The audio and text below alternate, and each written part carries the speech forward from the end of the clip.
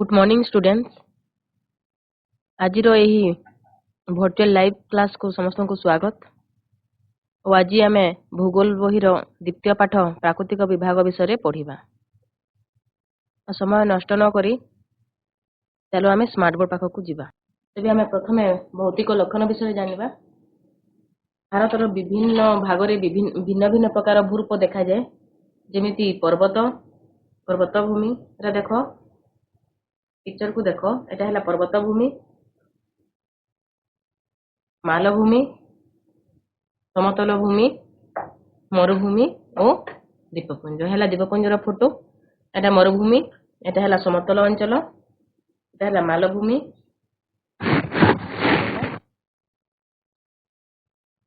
भारतीय उपमहादेशर वर्तमान भूरूप किपरि आज अवस्था को आसी से सम्बन्ध जानवा भूत्वकर शिला और यार सृष्टि एवं संरचना विषय अध्ययन करने को हेबो। एटा देख यही मानचित्र को लक्ष्य कर, एटा है भारतीय उपमहादेश।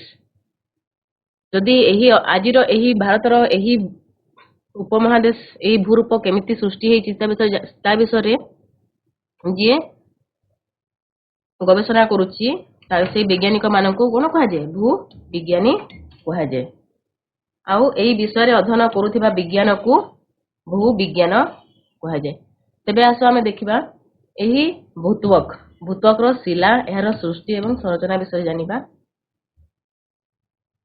पृथ्वीर आभ्यंतर केते गुड़िए स्तर द्वारा गठित। देख एटा है पृथ्वी, पृथ्वीर बाह्य अंश को एटा कौन कह जाए, भूत्वक कह जाए। तापर कौन अच्छी मांटाल अच्छी, तापर अच्छी कोर अच्छी, अंतःकोर एवं बाह्य कोर। यही भूत्वक रे कौन अच्छी लाभा अच्छी, माग्ना। एटा भूत्वकर तले मांटाल रे जो अर्धतल अवस्था रे अच्छी ताको कौन कह जाए, माग्मा कह जाए। यही माग्मा जदि देख भूत्वकर तल को थिबा स्तर को कौन कह जाए, मांटाल बा मध्य मंडल। आउ एथे अछि देख कोर, ए स्तर को कौन कह जाए, कोर कह जाए। यही कोर रे यही एक अत्यधिक तापमात्रा और अधिक चाप रहिथिबार जना जाए। तापर देख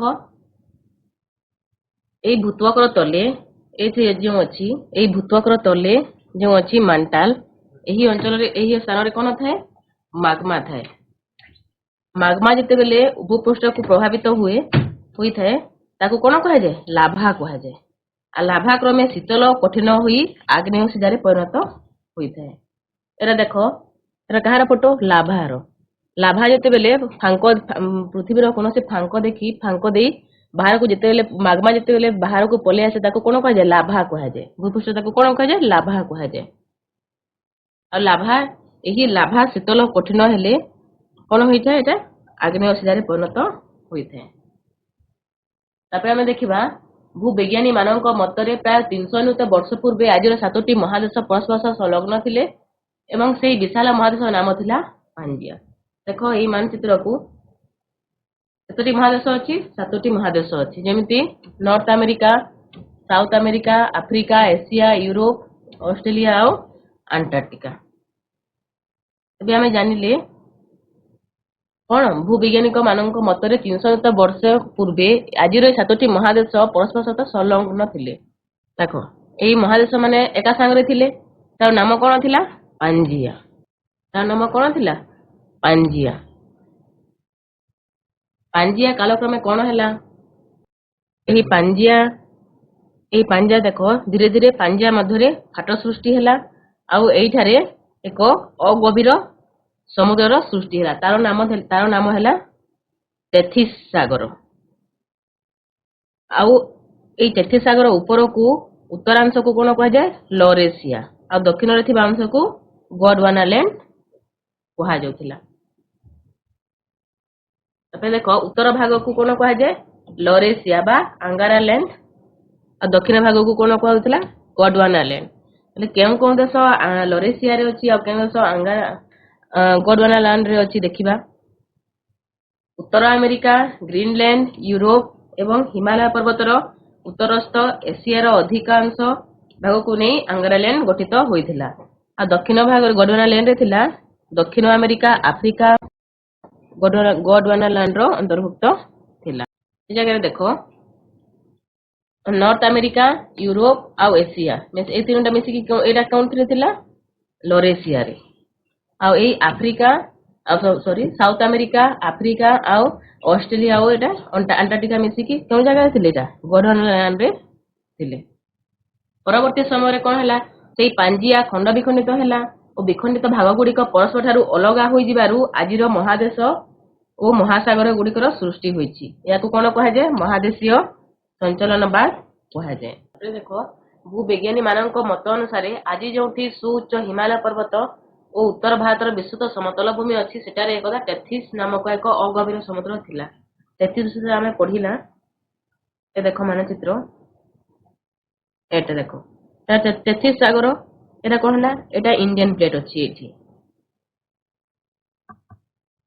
एटा तो है अंटार्कटिका आटा है ऑस्ट्रेलिया ऑस्ट्रेलिया प्लेट केउठा को आसिला एठा को आसिला आ इंडियन प्लेट उत्तर उत्तर गोलार्ध को गति कला आ एठा जाईकी मिसी गला एशिया सहित बोले एठारे जो कौन अच्छी अगभीर एठारे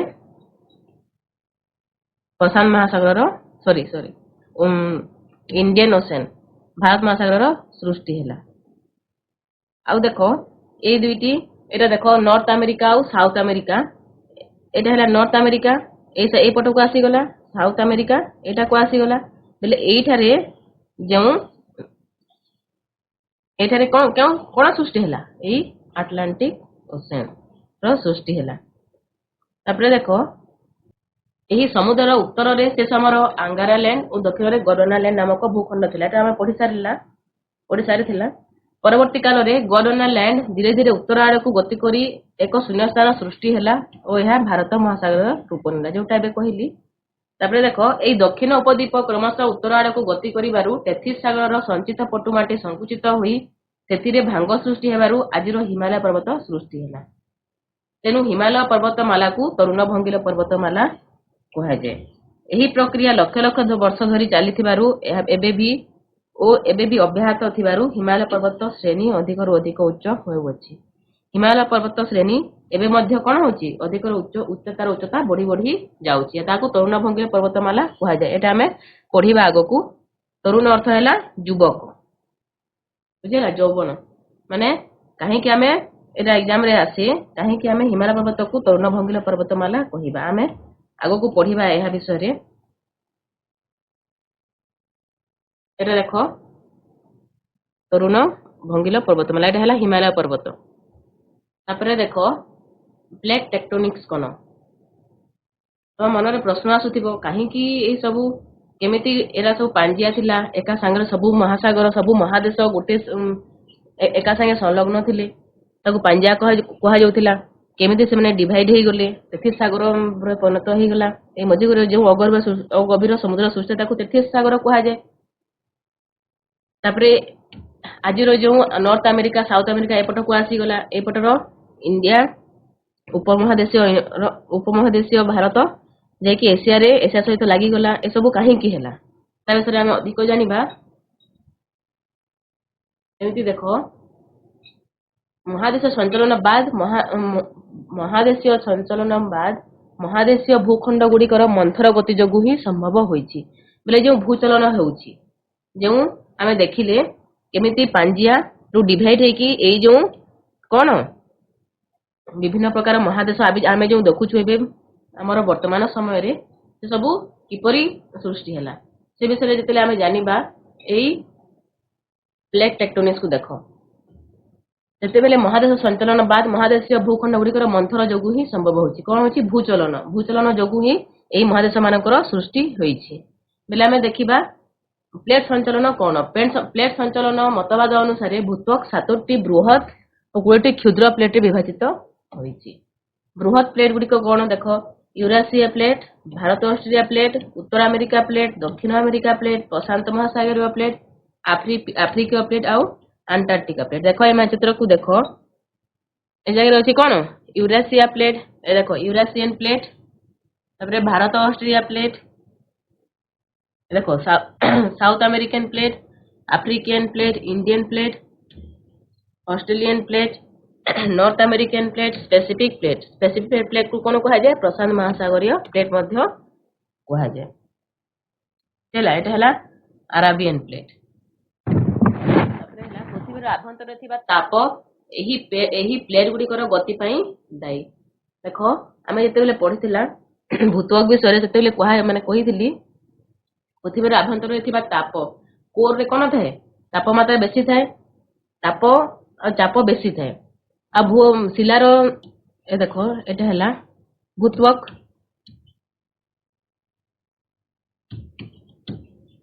कौन कह उपर अंश को पृथ्वी है गोटे पृथ्वी उपर अंश को कौन कह भूत्वक कह भूत्वक तले यही अंश को कौन कह मांटाल एटा कौन हो कोर यही मांटाल रे जो माग्मा अच्छी सेटा क्यों अवस्था रे अच्छी अर्धतलर अवस्था रे अच्छी यही मांटाल भितर एटा कौन करे जेते बेले भू आभ्यंतर रे आणविक अवक्षय द्वारा सृष्टि होतिबा ताप बाहर को आसे पारे नहीं कारण शिला गुड़िक कुपरिबाही ये भूत्वक शिला गुड़िक कौन ताप कुपरिबाही तेणु यही ताप शिला को तरल दिए और परिचालन प्रक्रिया सृष्टि करे तेबे कौन हुए ये जो अधतल अवस्था रे अच्छी मांटाल माग्मा सेटा कौन करे ये भूत्वक शिला को कौन करे तरल दिए आउ परिचालन प्रक्रिया तेबे आरंभ होता है ये प्रक्रिया शिला को गति प्रदान करे यही गति केते प्रकार दुई प्रकार गोटे है परस्पर मुखी आ गोटे है विपरीत मुखी तो देखिबा हमें परस्पर मुखी गति जो दुईटी प्लेट विभिन्न दिगरु परस्पर निकटवर्ती हुअंती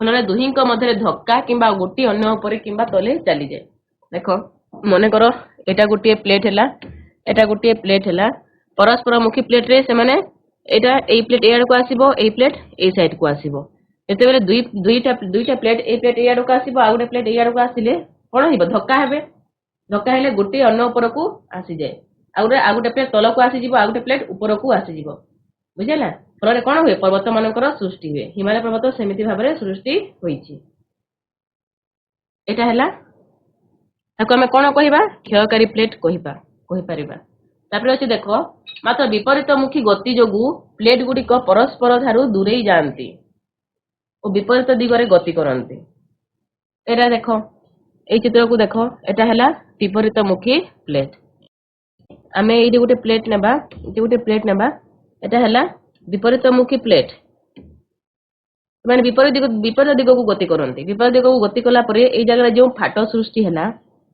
एठारे कोन आमे जानिछे जो भूत्वक तले मांटाल कौन अच्छी माग्मा अच्छी से माग्मा कौन हुए ऊपर को आसी जाए ऊपर को आसला ताको आमे लाभा कहबा लाभा कठिन शीतल हैला परे सेटा कौन हुए आग्नेय शिला रे परिणत हुए भूपृष्ठर सृष्टि हुए जगह रे जेते जो फाट सृष्टि होची सेटारे बुझी पारलो आ जेते बेले परस्पर मुखी हुंती सेते बेले कौन हुए भूभाग रे भांग सृष्टि हुए गोटे प्लेट आ गोटे ऊपर को आसी जाए आ गोटे प्लेट तल को आसी जाए तो कौन सृष्टि हुए सेटा हला भांग सृष्टि देखो जगह लिखा है प्लेट गुड़िक परस्पर को स्पर्श न करी दूरे जाई पारंती दुईटी प्लेट मध्य थिबा धक्का हेले सेमानक मध्य थिबा भूभाग रे भांग सृष्टि हुए मत विपरीत मुखी हेले फाट सृष्टि हुए तापर ए प्लेट को देखो एटा कौन अछि ए दुईटी प्लेट गोटे ए साइड को जाउची आ गोटे ए साइड को जाउची ए माने एटा कोन रक्षणशील प्लेट ए माने कहा सहित धक्का हुंती नहीं एही भांग और फाट पृथ्वी पृष्ठ रे अधिकांश भूरूप सृष्टि करिथाय भारतर भूरूप मध्य एही भली भू आभ्यंतरर आलोड़न फल रे एवं भूपृष्ठस्थ क्षयकारी शक्ति गुड़िक द्वारा सृष्टि होईछि भारतर भूभाग आमे जे देखुछु सेटा एही भली भू आभ्यंतरर आलोड़न फल रे एवं भूपृष्ठस्थ क्षयकारी शक्ति द्वारा सृष्टि होई अछि तापर आमे देखिबा प्राकृतिक विभाग और भौतिक विभाग भूपृष्ठर उच्चावच ढालू और अन्य भूमि रूप अनुसार होइथे प्रत्येक भौतिक विभाग भूतात्विक प्रकृति समान किंबा भिन्न भिन्न होइथे आम भारत रे आमे विभिन्न प्रकार कौन देखू भू प्रकृति देखि था जमी सुउच्च पर्वतमाला ଗଭୀର ଉପତ୍ୟକା, ବିସ୍ତୃତ ସମତଳ ଭୂମି, ପ୍ରଶସ୍ତ ମାଳଭୂମି, ଘନ ଅରଣ୍ୟ ଏବଂ ଅସଂଖ୍ୟ ଦ୍ୱୀପ ଦେଖିବାକୁ ପାଇଥାଉ। ତ ଜାଣିଛ ଭାରତରେ ଭୂ ପ୍ରକୃତିର ଅନେକ ବିଭିନ୍ନତା ଦେଖାଯାଏ। ଏହି ଭୂମି ରୂପ, ଢାଲୁ ଏବଂ ଉଚ୍ଚତା ଭିତ୍ତିରେ ଭାରତକୁ ମୁଖ୍ୟତଃ 6 ଗୋଟି ଭୌତିକ ବିଭାଗରେ ବିଭାଜନ କରାଯାଇଛି। ଉତ୍ତରସ୍ଥ ପର୍ବତମାଲା, ଉତ୍ତରସ୍ଥ ବିଶାଳ ସମତଳ ଭୂମି, ଉପଦ୍ୱୀପୀୟ ମାଳଭୂମି, ଭାରତୀୟ ବିଶାଳ ମରୁଭୂମି, ଉପକୂଳବର୍ତ୍ତୀ ସମତଳ ଭୂମି ଆଉ ଦ୍ୱୀପପୁଞ୍ଜ। ହେଲା ଦେଖ ଉତ୍ତରସ୍ଥ ପର୍ବତମାଲା। କେଉଁଟା ପର୍ବତମାଲା? ଏଟା ହେଲା ହିମାଳୟ ପର୍ବତମାଲା। ଏଟା ଉତ୍ତରସ୍ଥ ହିମାଳୟ ପର୍ବତମାଲା। ଉତ୍ତରସ୍ଥ ବିଶାଳ ସମତଳ ଅଞ୍ଚଳ, ତା ତଳକୁ କଣ ଅଛି? ସମତଳ ଅଞ୍ଚଳ ଅଛି। ଏଟା ଦେଖ, ଏଟା ହେଲା ସମତଳ ଅଞ୍ଚଳ। ତାପରେ ଅଛି ଉପଦ୍ୱୀପୀୟ ମାଳଭୂମି, ଏଟା ହେଲା ମାଳଭୂମି। ତାପରେ ଅଛି ଭାରତୀୟ ବିଶାଳ ମରୁଭୂମି, ଏଟା ଅଛି ଦେଖ ରାଜସ୍ଥାନର ଥର ମରୁଭୂମି। ତାପରେ ଅଛି ଉପକୂଳବର୍ତ୍ତୀ ସମତଳ ଅଞ୍ଚଳ। ତମେ ଜାଣିଛ ଛୁଆ ମାନେ ଏଇ ସାଇଡରେ ଅଛି କଣ? ଏଇ ସାଇଡଟା ହେଲା ଆରବ ସାଗର, ଆଉ ଏଟା ହେଲା ବଙ୍ଗୋପସାଗର। ବେଲେ ଏଇ ଅଞ୍ଚଳଟା କଣ କୁହାଯାଏ? ଉପକୂଳବର୍ତ୍ତୀ ସମତଳ ଅଞ୍ଚଳ। ଉପକୂଳରେ ଅଛି, ତେଣୁ এই ଅଞ୍ଚଳ ମାନଙ୍କୁ କଣ କୁହାଯାଏ? ଉପକୂଳବର୍ତ୍ତୀ ସମତଳ ଭୂମି କୁହାଯାଏ।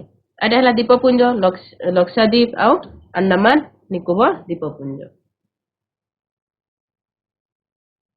ତାପରେ ପ୍ରଥମେ ଆମେ ଦେଖିବା ଉତ୍ତରସ୍ଥ ପର୍ବତମାଲା। ଉତ୍ତରସ୍ଥ ପର୍ବତମାଲା ପ୍ରଥମେ ଆମେ ଜାଣିବା ପର୍ବତମାଲା କାହାକୁ କୁହାଯାଏ। ପର୍ବତମାଲା ମାନେ ହେଲା କେତେ ଗୁଡ଼ିଏ ପର୍ବତ କଣ ଲମ୍ବା ଲାଗିକି ରହିଥାଏ। କେତେ ଗୁଡ଼ିଏ ପର୍ବତ କଣ ଥାଏ? ଦେଖ ଏଟା ଗୋଟେ ପର୍ବତ ଅଛି, ଏଟା ଗୋଟେ ପର୍ବତ ଅଛି, ଏଇଠି ଗୋଟେ ପର୍ବତ ଅଛି, ଏମିତି ପର୍ବତ। ଏଟା ହେଲା ପର୍ବତମାଲା, ଲାଗି ଲାଗି ଥାଏ, ମାନେ ଅନେକ ଗୁଡ଼ିଏ ପର୍ବତ ଥାଏ ଆଉ ଲମ୍ବା ହେଇକି ଥାଏ। ଏଟା ହେଲା ପର୍ବତମାଲା। ଆଉ ଆମେ କହିବା ପର୍ବତ ଶୃଙ୍ଗ ମାନେ କଣ? ପର୍ବତ ଶୃଙ୍ଗ ହେଲା ଏଇଟା ଗୋଟିଏ ପର୍ବତ ଶୃଙ୍ଗ। ବୋଲେ ଆମେ ଦେଖିବା ଉତ୍ତରସ୍ଥ ପର୍ବତମାଲା। ଉତ୍ତରସ୍ଥ ପର୍ବତମାଲାରେ କଣ ଅଛି ଦେଖ, ଏହାର ବିସ୍ତୃତି ପ୍ରଥମେ ଦେଖିବା। ଏହା ପଶ୍ଚିମରେ ପାମିର ମାଳଭୂମି ଠାରୁ ପୂର୍ବ ଦିଗରେ ଭାରତ ଓ ମ୍ୟାମାର ସୀମା ପର୍ଯ୍ୟନ୍ତ ପ୍ରାୟ ଅବିଚ୍ଛିନ୍ନ ଭାବରେ ବିସ୍ତାର ଲାଭ କରିଛି। ପଶ୍ଚିମରେ କଣ ଅଛି? ପାମିର ମାଳଭୂମି। ଏ ଦେଖ ଏଇଟା ପାମିର ନୋଟ ଲେଖା ହେଇଛି। ପାମିର ମାଳଭୂମି ଠାରୁ ପୂର୍ବ ଦିଗରେ ଭାରତ ଓ ମ୍ୟାମାର, ବୁଝିଲା, ଭାରତ ଓ ମ୍ୟାମାର ପର୍ଯ୍ୟନ୍ତ ଲମ୍ବିଛି। ଆଉ ଏହାର ଆକାର ଏକ କଣ? ଚାପ ସଦୃଶ। ଏହାର ଦୈର୍ଘ୍ୟ କେତେ? 3600 କିଲୋମିଟର। 3600 କିଲୋମିଟର। 3600 କିଲୋମିଟର। ଆଉ ପ୍ରସ୍ଥ ହେଲା ଅରୁଣାଚଳ ପ୍ରଦେଶରେ କେତେ? ଏଟା 150 କିଲୋମିଟର ପ୍ରସ୍ଥ। ଆଉ କାଶ୍ମୀରରେ ତାର ପ୍ରସ୍ଥ କେତେ ହେଲା? କେତେ ଅଛି? 400 କିଲୋମିଟର ପ୍ରସ୍ଥ। 400 କିଲୋମିଟର ହେଲା। ଆଉ ଏଇ ଜାଗାରେ ଅରୁଣାଚଳ ପ୍ରଦେଶରେ କେତେ? 150 କିଲୋମିଟର। ତାପରେ ଆମେ ଦେଖିବା ଉତ୍ତରସ୍ଥ ପର୍ବତମାଲାକୁ ଦୁଇ ଭାଗରେ ବିଭକ୍ତ କରାଯାଇଛି। ପ୍ରଥମେ ହେଲା କାରାକୋରମ ପର୍ବତମାଲା, ତାପରେ ହିମାଳୟ ପର୍ବତମାଲା। କାରାକୋରମ ପର୍ବତମାଲା ଦେଖ, ପାମିର ମାଳଭୂମି ଠାରୁ କାଶ୍ମୀର ଅନ୍ତର୍ଗତ ସିନ୍ଧୁ ନଦୀ ପର୍ଯ୍ୟନ୍ତ ଲମ୍ବିଥିବା ପର୍ବତମାଲାକୁ କଣ କୁହାଯାଏ? କାରାକୋରମ ପର୍ବତମାଲା କୁହାଯାଏ। ପାମିର ମାଳଭୂମି ଠାରୁ କାଶ୍ମୀର ଅନ୍ତର୍ଗତ। ଦେଖ ଏଟା ହେଲା ପାମିର, ଏଟା ହେଲା ତମର ସିନ୍ଧୁ ନଦୀ, ବୁଝିଲା। ବେଲେ ଏଇଟା ଯେଉଁ ପର୍ବତମାଲା ଅଛି ତାକୁ କଣ କୁହାଯାଏ? କାରାକୋରମ ପର୍ବତମାଲା କୁହାଯାଏ। ଏଟା ଲେଖା ହେଇଛି ଏଠି କାରାକୋରମ ପର୍ବତମାଲା। ଏଟା କାରାକୋରମ ପର୍ବତମାଲା କୁହାଯାଏ। ତାପରେ ଅଛି ହିମାଳୟ ପର୍ବତମାଲା କାହାକୁ କୁହାଯାଏ? ସିନ୍ଧୁ ନଦୀ ଏବଂ ବ୍ରହ୍ମପୁତ୍ର ନଦୀ ମଧ୍ୟରେ ଲମ୍ବିଥିବା ପର୍ବତମାଲା।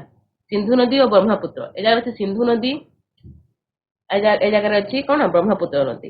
ବୋଲେ ଏଇ ଯେଉଁ ପର୍ବତମାଲା ଅଛି ଏଇ ଜାଗାରେ ତାକୁ କଣ କୁହାଯାଏ? ହିମାଳୟ ପର୍ବତମାଲା କୁହାଯାଏ। ତାପରେ ଦେଖିବା ଆମେ କାରାକୋରମ ପର୍ବତମାଳାରେ ସବୁ କଣ ସବୁ ଅଛି। କାରାକୋରମ ପର୍ବତ ଶ୍ରେଣୀରେ ପୃଥିବୀର ସୁଦୀର୍ଘ ହିମବାହ ଗୁଡିକ ମଧ୍ୟରୁ କେତେକ ପ୍ରବାହିତ ହେଉଛନ୍ତି, ଯେମିତି ବାଲଟୋରା ଆଉ ସିଆଚିନ। ଏଥିମଧ୍ୟରୁ ଦୁଇଟି ହିମବାହ। ହିମବାହ ଅର୍ଥ କଣ? ହିମବାହ ଅର୍ଥ ଗତିଶୀଳ ବରଫ ରାଶିକୁ ହିମବାହ କୁହାଯାଏ। ଦେଖ ପିକ୍ଚରରେ ଦେଖ, ଏ ପିକ୍ଚରରେ ଦେଖ, ଏଟା ହେଲା ଗତିଶୀଳ ବରଫ, ତାକୁ କଣ କୁହାଯାଏ? ହିମବାହ କୁହାଯାଏ। ଦୁଇଟି ହିମବାହ ଅଛି କାରାକୋରମ ପର୍ବତମାଳାରେ। गोटे है बाल्टोरा आ गोटे है सियाचिन। देखो एटा है सियाचिन हिमबाह, एटा है बाल्टोरा हिमबाह। एटा सब केउठी अछि, केउठी अवस्थित? काराकोरम पर्वतमाला रे। आ गोटे देखो सियाचिन, एही सियाचिन हिमबाहर दैर्घ्य 75 किलोमीटर। पृथ्वीर द्वितीय सर्वोच्च श्रृंग K2 को कौन कह जाए? गॉडविन ऑस्टिन काराकोरम पर्वत श्रेणी रे अवस्थित। देखो K2 देखुछ माउंट K2 एटा केउठी अछि? काराकोरम पर्वत श्रेणी रे अछि।